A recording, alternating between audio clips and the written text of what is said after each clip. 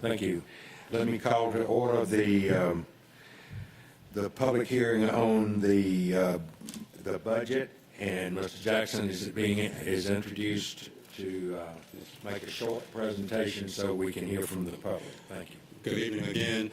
Before we proceed with the budget side of the presentation, I'm going to ask Mr. Ray, our Chief Human Resource Officer, to come forward and talk about the only part of the budget that's changing from the tentative budget that we presented June 1st. That area is in the area of staff wages, so we're going to have Mr. Ray come forward and give you some information on those changes for the public. Thank you. Welcome, Mr. Ray. Yes, welcome. Thank you, Mr. Jackson. This will look familiar to you, board members. It is certainly something that was discussed. I want to highlight some of the information. I'm not going to go all the way through it, but for the public, there are some things I'm going to discuss as it relates to this.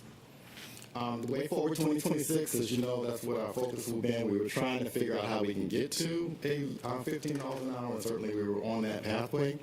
It will help us, as obviously our goal is to recruit, select, develop, and maintain a highly effective faculty and support staff as our main goal.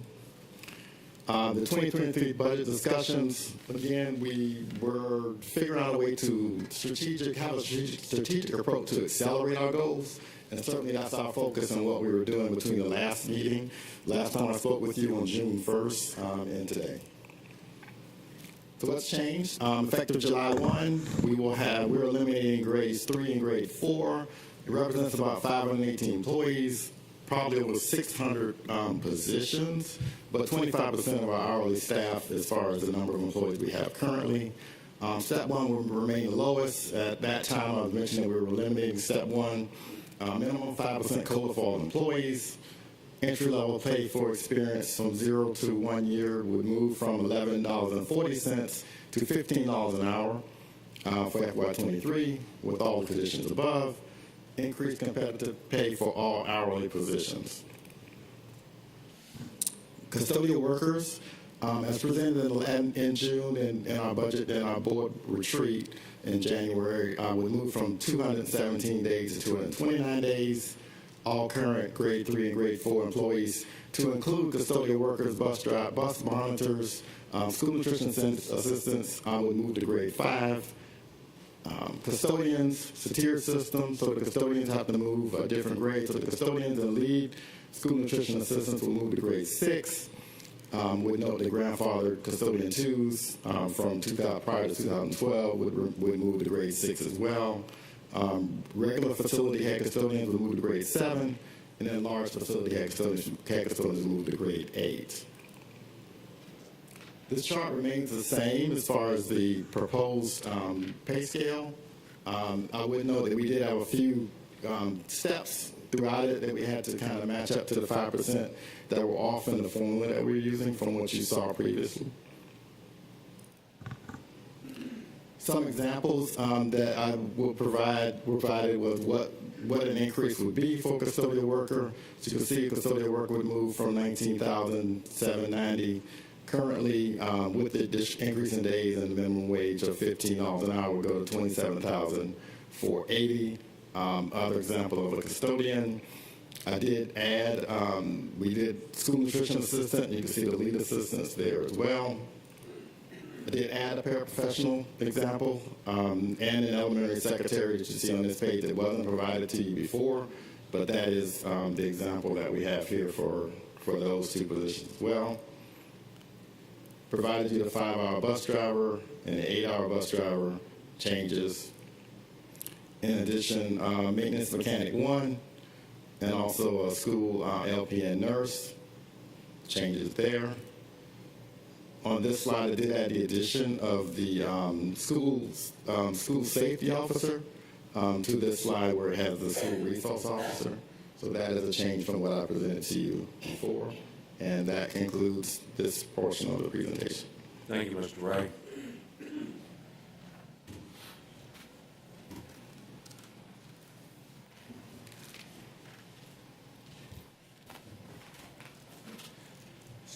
Board members, before I ask Ms. Cooley to proceed with the budget presentation, we want to address concerns over an error in the publication of the preliminary budget document.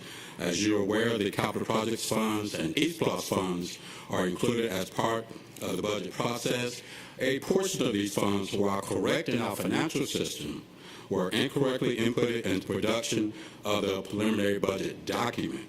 A citizen has brought this to our attention and the document has been corrected. No financial transactions for the stated budget accounts have occurred, and the totality of the funds were represented within the publication. There is no impact on the recommended budget or millage rate. The corrected document is now available on the district's website. Ms. Cooley will now come forward and proceed with the budget presentation. Welcome again, Ms. Cooley. Thank you all.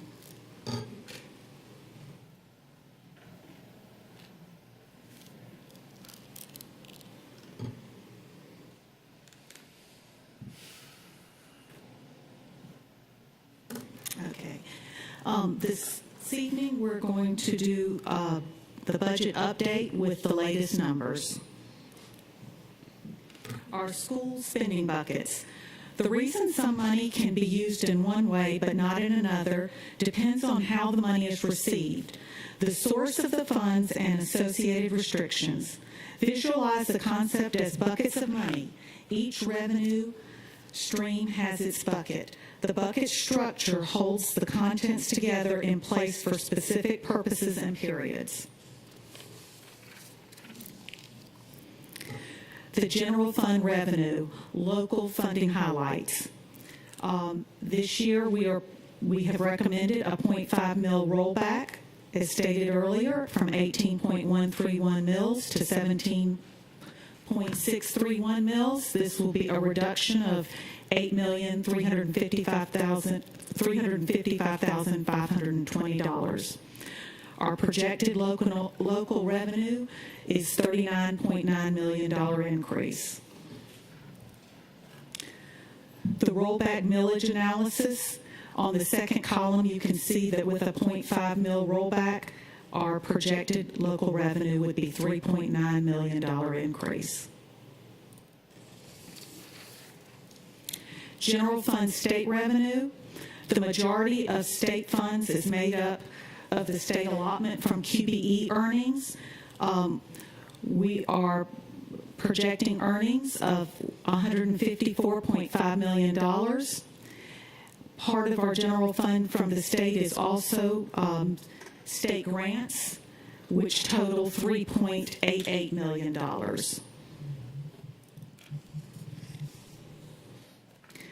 We are projecting overall a decrease of state revenue of $1.5 million.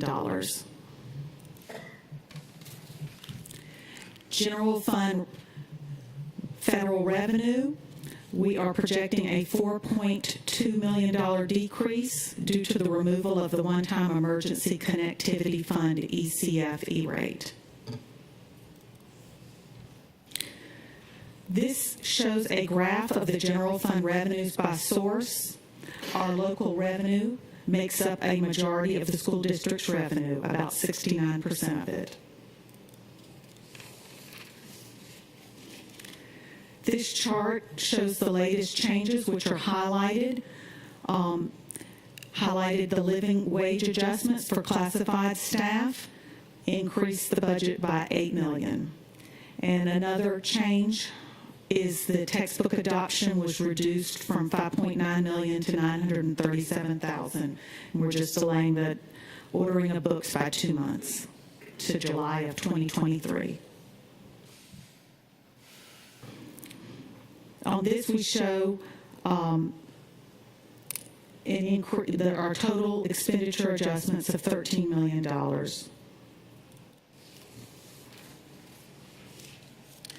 Our revenues are increasing $34 million projected for next year, for next fiscal year. Our expenditures are increasing $13 million for next fiscal year. Our contribution to fund balance is $0. As compared to this year's fiscal year 22, general fund current budget, Our revenue was $470 million. Our expenditures were $491 million for a use of fund balance of $21 million.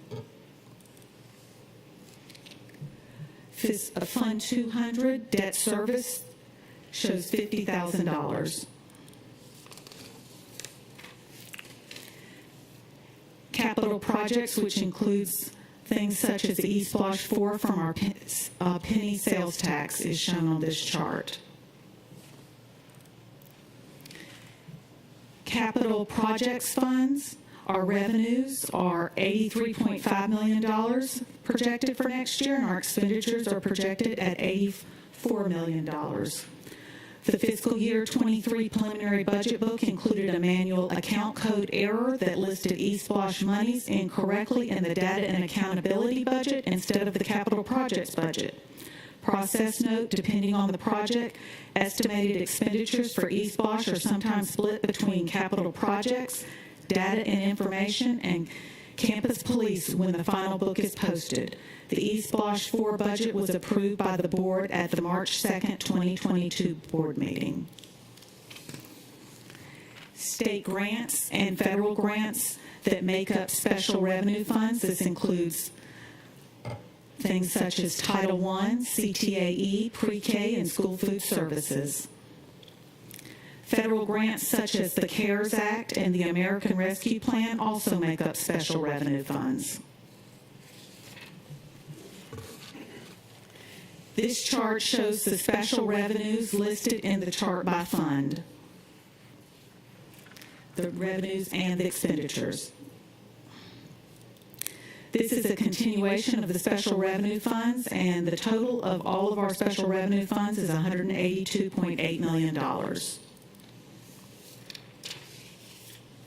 Internal funds, internal service funds include unemployment compensation, workers' compensation, and the employee dental plan.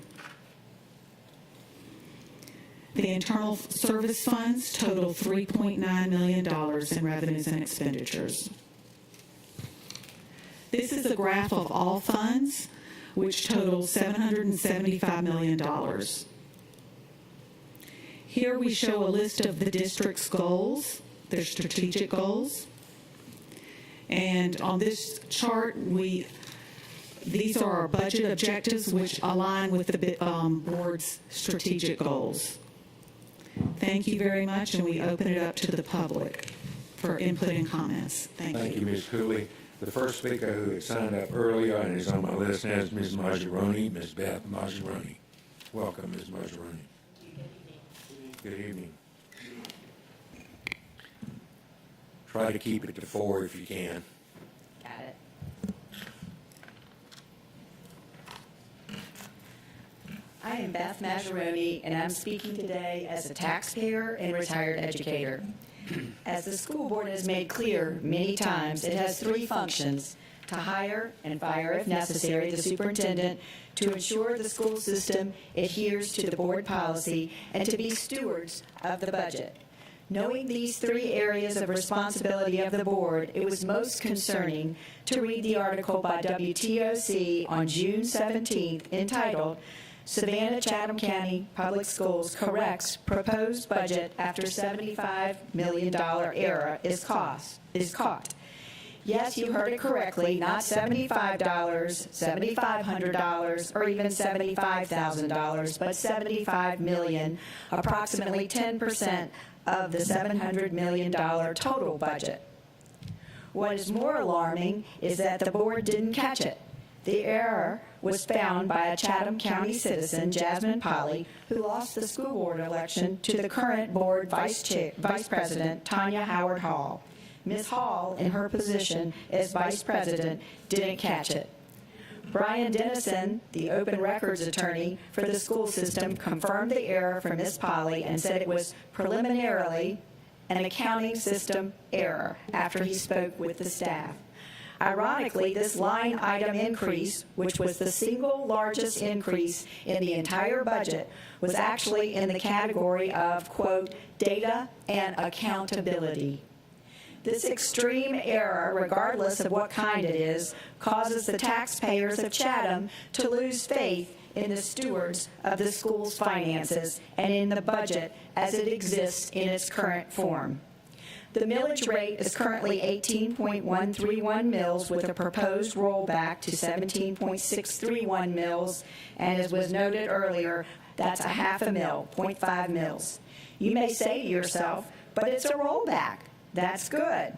Technically, yes, it is a rollback, but due to the increase in home assessments, this is still providing over an 8% increase in property taxes.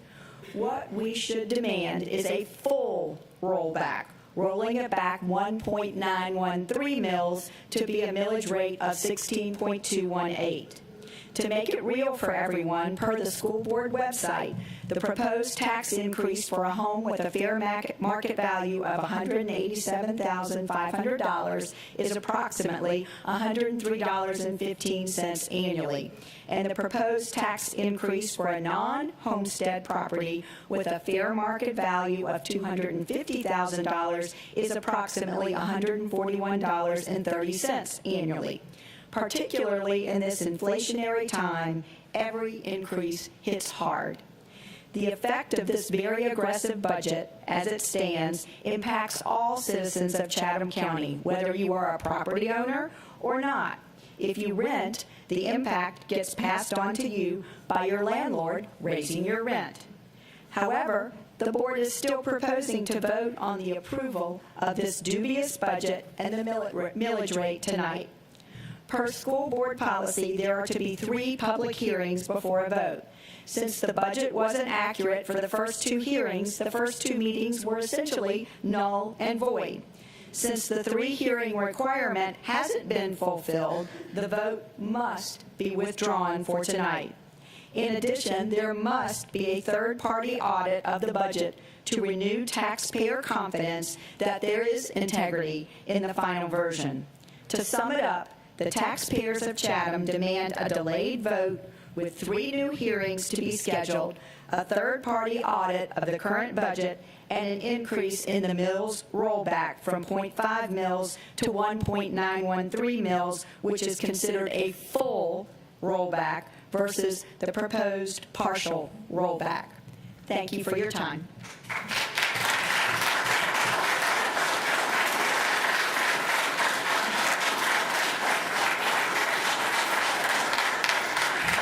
Thank you, everyone.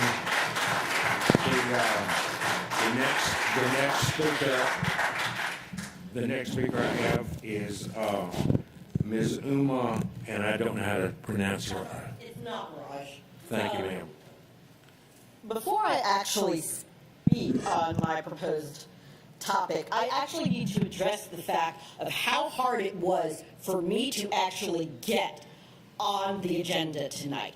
Yesterday, while I was working the polls, I spent whatever moment I could trying to call the board secretary. The phone went to voicemail multiple times.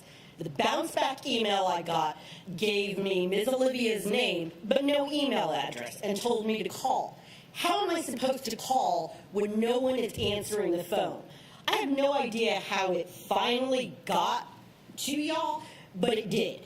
And so what I was shocked about, and before I get to the 75 million error, was all the admonitions in the email. Basically, it's inherent in both the ability to speak to the board and choose to speak as one wishes that this board is compliant with both SEC PSS regulations and the First Amendment of the United States Constitution.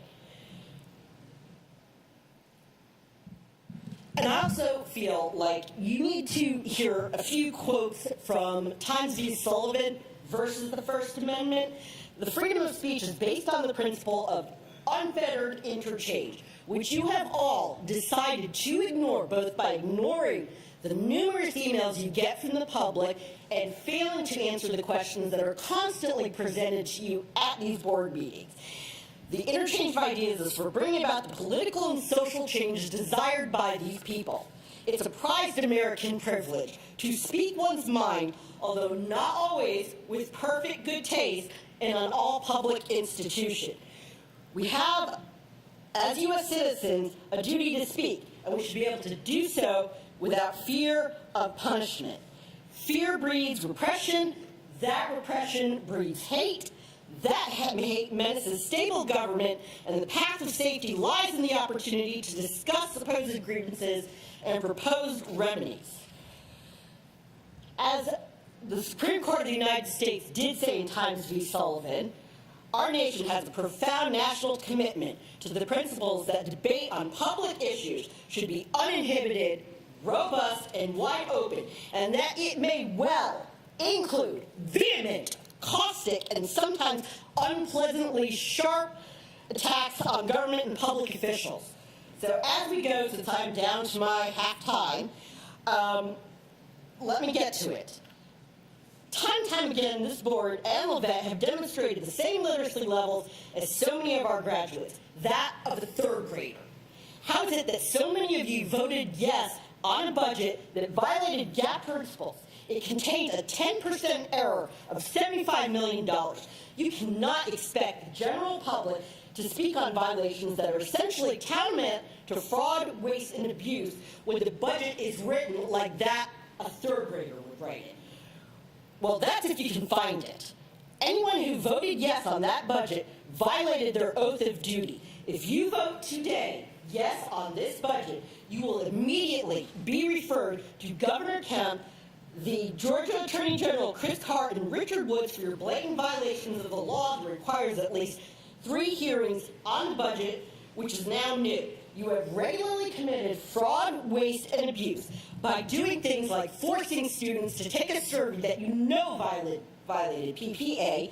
You failed to have a board policy on sex education, the requirement that students are not to pay for technology and literature, because if we go back in past budgets, you did require students to do that. And your own personal security detachment. And let's not forget the superintendent's $17,000 signs for her parking spaces that are never used. But I think the last thing that I would like to note is that this error was in the category of data accountability, which you recently voted to give Levette unfettered discretion to spend money on. Perhaps if she stopped using the local Delta sorority organization that she founded, and which the current president is a member of the audit committee, and advertises itself as a job networking organization and hired people who are actually qualified to do their job, we wouldn't be in this position. The board is in a position where they are aware that Levette has broken innumerable laws and SSCP policies and regulations. You need to fire her immediately. Thank you, ma'am. Next person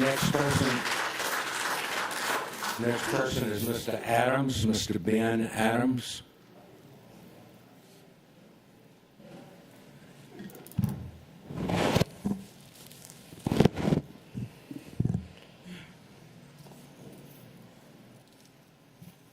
Good evening, board members. How y'all doing? Good. My name is Ben Adams. I'm a long life member of the 5th, represented by Ms. Hines. Ms. Hines, I want to say before I go forward, thank you for your time served. Congratulations on the next part of your life, and enjoy that, Mama Hines. You deserve it. All right. Earlier, I signed up to speak on the millage rate and the budget, but finding out how time was, I'm going to kind of meet this in together. The millage rate plays a very important part into the budget. Honestly, it is the budget for the most part, as far as local participation is concerned.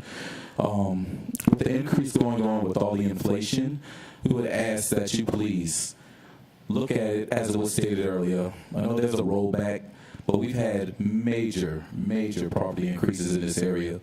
We see the house flipping that's going on. We know that play a major role. We see the short-term vacation rentals that are coming in. We see the movie industry. We got people who are willing to pay top dollar to be by the water. Do us a favor during this high inflation period, these strenuous times, to see what we can do to actually tighten up the belt, as the young man asked earlier, and see how we can work as close to, I won't say a full skeleton budget, but enough where the people who live in Savannah or lifelong Savannah residents can continue to live in Savannah and be a part of the Savannah Chatham County Public School System. We've got a lot of parents who will be enforced because of high rents and high mortgage rates to live in hotels. I heard someone speak on the bus ramp recently, or on a bus route, saying that they pick up a lot of parents from these hotels. These hotels are essentially apartment complexes now. It's not going to get worse as long as these numbers go up. And I know we're in different times, but we got to do something about that, please. We have a $700+ million budget with a $75 million discrepancy. Man, that's unheard of. I mean, if we're doing right, that's unheard of. I'm a business owner, and I know where a $75,000 markup or a $7,500 markup can cause an issue. But a $75 million markup in an area where it's not supposed to be, and then hearing today, oh, well, it was supposed to be on this line and not this line. As elected officials, we expect y'all to be good stewards of money. And at least one member should have spoke up and said, you know what, man, let's do some kind of an audit. Let's see if there was something else that we may have missed. I mean, we're human. Slip-ups happen. But being good stewards, being good representatives of the people, we expect you to say, you know what, this is going to cause some problems, man. Let's do some audits. Let's look at this line by line to make sure there's no other issue. You know, there was something that came out today about an elected official down in Florida, and he was embezzling money. And I know none of you want to look that way. But I should hope none of you will want to look that way. So please, as the stewards of the people, the representatives of the people, we the people here in Savannah, Chatham County, do right. Audit this budget. Don't vote on it tonight. I know we're in a rush to go ahead and get it taken care of. But let's look at it, please. We don't need those issues in Savannah. We got enough problems right now. So think about we the people. Tighten up these belts. And check out this money, man, please. That's all I have to say. Thank y'all for your time. And think about we the people. Thank you, sir.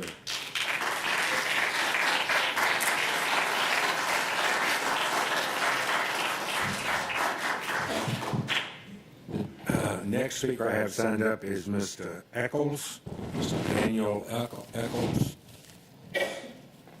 Come forward, sir.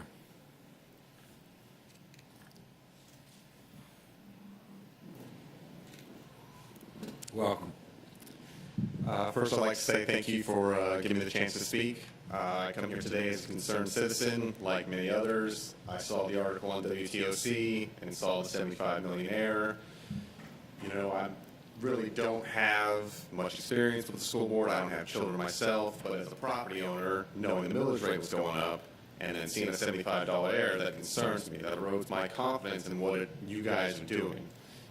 But I come here today, I look around, I see, you know, I've taken a lot of business courses. I see you guys have a mission, a vision, the presentation here. You know, you're trying to get highly effective people in here. It looks like you guys, to me, on the outside, just, you know, broad observation, it looks like you guys are trying to do the right things. On your presentation, the way forward, it says you want highly effective faculty. I just happen to finish the 7 habits of highly effective people. Number 3 is first things first. To me, the budget, with that $75 million error, whether or not the money got spent, it gives me cause for concern. And, you know, that's what brought me here today. And if the budget's wrong, then how are you going to, if my confidence and probably the rest of the public confidence is eroded in that budget, and now you're going to ask me to increase that budget or increasing my millage rate by 8%. I really thought it was cute earlier, in the earlier meeting, when there was a slide on there about property values decreasing in Savannah, Chatham. I don't know anybody whose property values have decreased in the last couple of years as a fair market assessment. So I'm here today to ask for a full audit of the budget, and I'm also here to ask a delay on the vote until public has some confidence in this budget and moving forward. Thank you. Thank you, sir.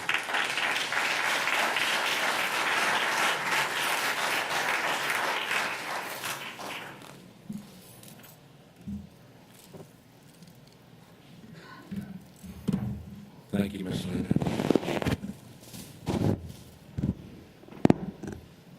Next speaker is Mr. Gator Rivers, who is a county commissioner, and we welcome you, sir.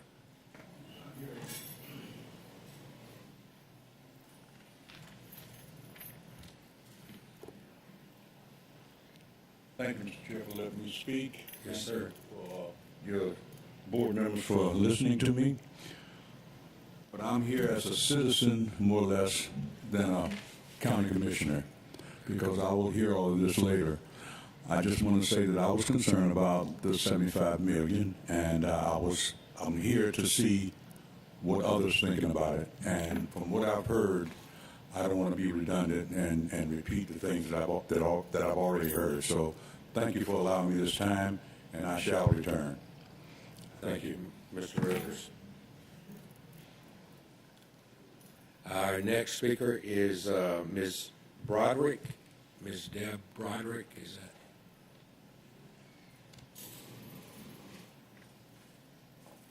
Oh, just a second, Ms. Broderick. Let her clean. Wait, just stand there, please, and let her clean the mic.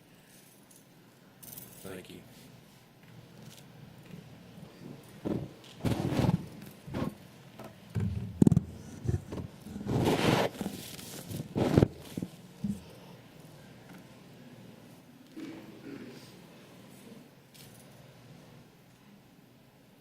Welcome, Ms. Broderick. Hi, thanks, Ms. Buck. I'm going to be short and sweet this time. I just wanted to reiterate one thing, 'cause like I said, everything has just about been said. I would like to request the audit, full forensic audit. Thank you, ma'am.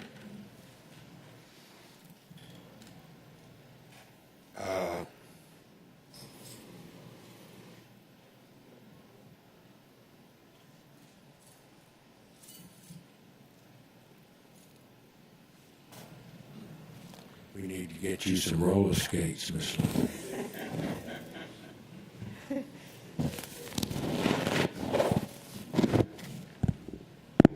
Thank you, ma'am. Mr. Grooms, Mr. Tommy Grooms.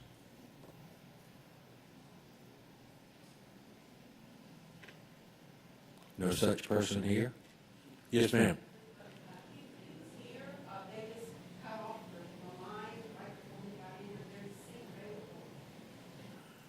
Yeah, well, he had signed up, so. Oh, okay. Oh, we've got an overflow room, so we'll get him if he's over there. While we're waiting on Mr. Grooms, I have one last name after him, and that was the lady I had tried to introduce earlier, Ms. Jennifer. Oh, okay, you just came to visit and watch. Okay, thank you, ma'am. Then if we can just wait 1 minute here for Mr. Grooms, and that would complete our list of speakers.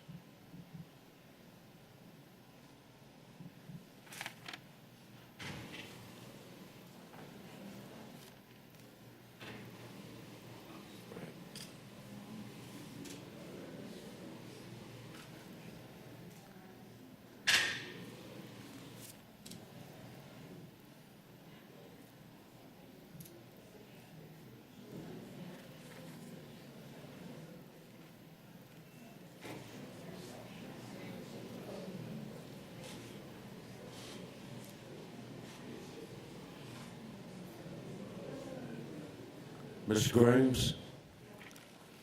Come in, sir.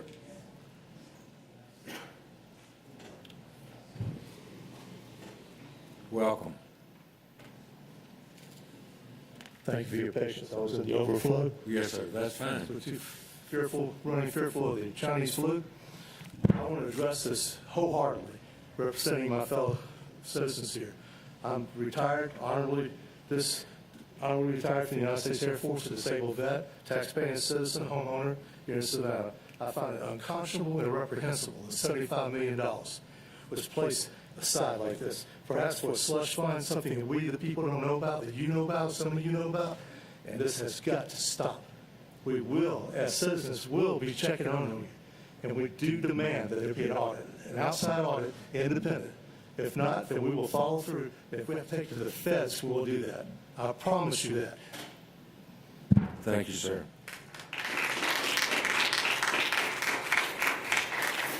That's our last speaker, Ms. Linda. So, I have no other speakers signed up, so at this point I will adjourn with a motion. This hearing, Ms. Hall moves. Ms. Hines seconds. All in favor, raise your hands, please. 1, 2, 3, 4, 5, 6, 7, 8, 9. Motion passes 9-0-0. As soon as they give me the word, I will move into the special call board meeting.